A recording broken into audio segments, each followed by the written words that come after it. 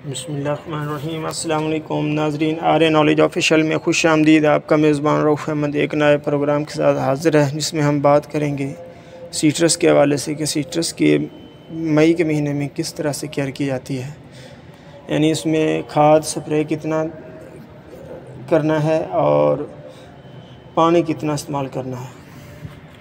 जी हाँ नाज़रीन, इससे पहले कि हम प्रोग्राम की जाना पड़े, हसूल बरकत के लिए एक दफ़ा दुरूद शरीफ पढ़ लें सल्लल्लाहु तआला अला मुहम्मद सल्लल्लाहु अलैहि वसल्लम।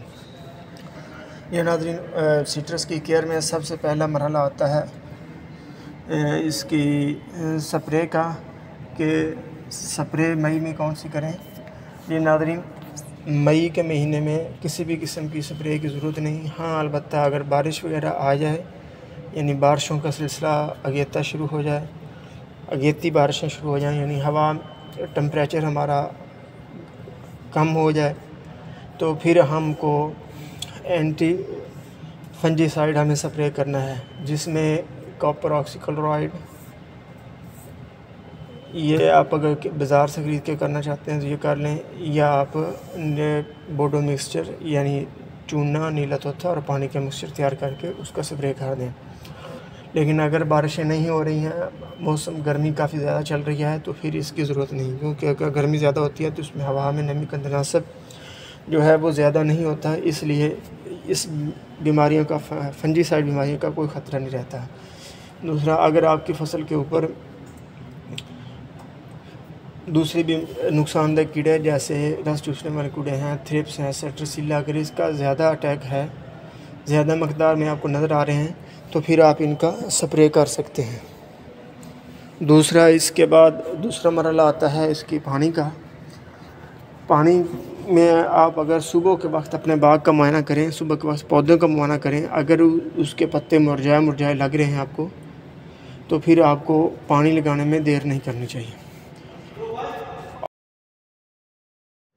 अब हम बात करेंगे पानी के मसले में। पानी का जहाँ तक काम है कि मई और के महीने में हम पानी का जो वक्फ़ा है 10 दिन के वक्फ़े से कम करके 8 दिन का वक्फ़ा कर देंगे, यानी 7 से 8 दिन के बाद हम पानी लाजमी लगाएं। अगर हम सुबह के वक्त जाएं अपने बाग में और पौधे हमारा अगर सुबह को मुरझाए हुए हैं तो फ़ौरन पानी लगा दें, और इसके के बाद ये पानी लगाने के बाद अगर आपने कहा अगर फिर भी आपके पौधे मुरझा जाते हैं, जल्दी मुरझा जाते हैं, यानी 8 दिन नहीं निकालते हैं आप ज़मीन, यानी जल्दी उसका पानी खुश्क होने लग जाता है, तो उसके लिए ज़रूरी है कि आप अपने पौधों के नीचे मल्चिंग कर दें।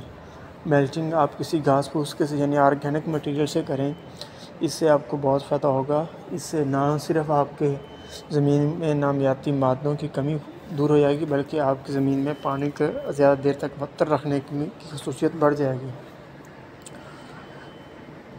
अब और इससे बाद अगर तीसरा हमारी जो केयर में आता है वो है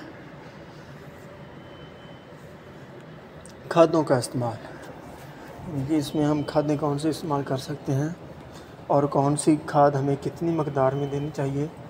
तो इसमें मैं आपको बताऊंगा, ये रिकमेंड करूंगा कि आप इस महीने में कोई भी खाद ना दें। अगर आपको देनी है तो ऑर्गेनिक मैटर में आप लिक्विड फार्म में कोई भी खाद दे सकते हैं। इसमें यानी लिक्विड में मैंने आपको मुख्तलिफ़ प्रोग्रामों में केलों के छिलकों से, प्याज के छिलकों से और गोबर की मदद से हमने लिक्विड खाद तैयार करने के तरीके बताए हैं आपको। आप उस खाद को लिक्विड में यानी इसको फ्लड कर सकते हैं, उसमें किसी किस्म की कोई यानी प्रॉब्लम नहीं है। लेकिन सॉलिड फार्म हालत में या ठोस हालत में ना गोबर आप इस महीने में देंगे, वरना आपके पौधे जो हैं वो जलने का खदशा रहेगा।